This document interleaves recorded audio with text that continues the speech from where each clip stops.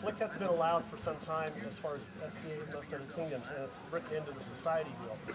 What a flick cut is, I'm not going to do it now because we don't have a mask on up high, but down low, I'll shoot a low leg shot. Just like that. It's just basically touch the blade, first inch or so. That's it. You don't pummel somebody, you don't drag it hard, you just put that leg across. That's the other, there's a draw cut. You hamstring him. Right. Which we haven't gotten to draw cuts yet. We need to do that. No, that's okay. Well, since you've jumped into it, let's jump there. Draw cuts.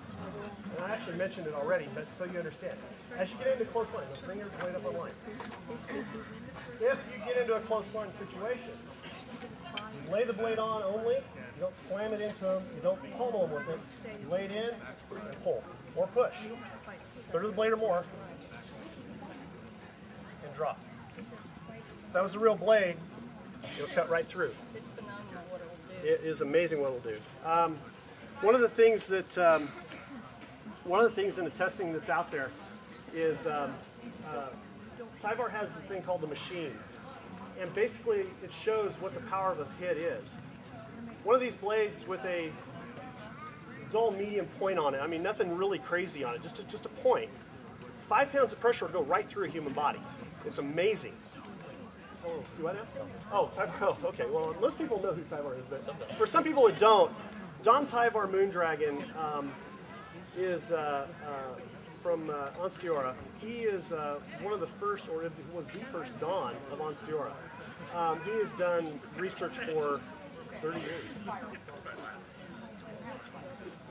Right. Right. Him and Robin. Yes. Him and Robin of Gilwell. They set up what we do now. Right. Right. And like I said, he built the machine to show that because there was always such question of what a valid hit was.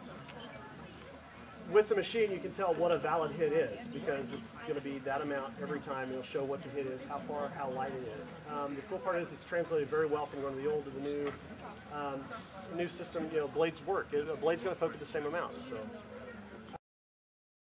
through all the period manuals and whatnot, or all the secondaries that were out there, sword and dagger, sword and buckler, 2 swords, sword and cloak, dagger and cloak, dagger, I mean, just all kinds of different combinations and different things. I'm putting on the wrong glove on the wrong hand. Thanks for the help, guys. Hey, you know, I'll tell you what, I'll be real honest with you. I'm left-handed, and I'm really ambidextrous. And this is a true story, and I'll wrap myself out. When I was in kindergarten, it took me 9 months to figure out how to tie my shoes because I was trying to follow the teacher, but yet I was doing both hands one way and then both hands the other way like this.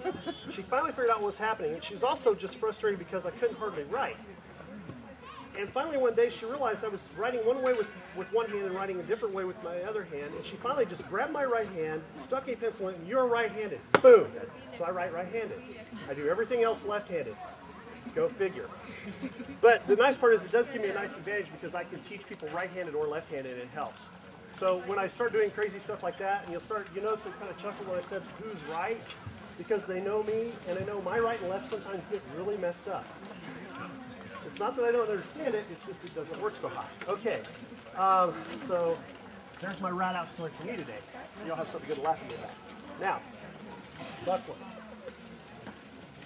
Buckler, targe, guard weapon, or guard shield. Very small, very light, very fast. Normally, with buckler, you want to catch an edge. You're going to want to try and catch it either on the flat or on the edge. You're pushing the blade away. If you catch an edge, what can happen is the person can go around you though. So you normally want to try and catch it on the flat and push their blade away. You can step into it like I just did there. You can move away from it, like I just did there. You can open yourself up for it. Simple as that. What can happen, bucklers are very simple, but yet they can be used in a lot of different ways. You can use them purely defensively back here, to fight way out here. You can use them nearly offensively like I was just showing, with it out front, move the stuff out of the way and open up for your attacks. Very versatile, very handy little tool to have. Let's see. Meanwhile, Okay. I've seen some high. Oh, I know what I was forgetting. I was reading Morozo again the other day, and I saw something really cool. And I've seen some people use it a couple of times. I don't use it myself normally, but I will at least show it to you so you know what I'm talking about. I have seen this type of a stance. Well, they'll use the blade out here. And I've seen some of the heavier fighters use that same type of stance, having that blade and having the buckler up here. And I thought, well, why would you do that? With our type of system, with normally poking, it's not so big a deal. It doesn't work a whole lot.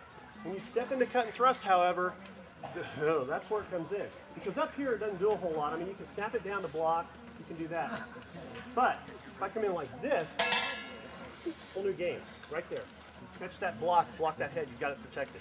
And you shoot yourself.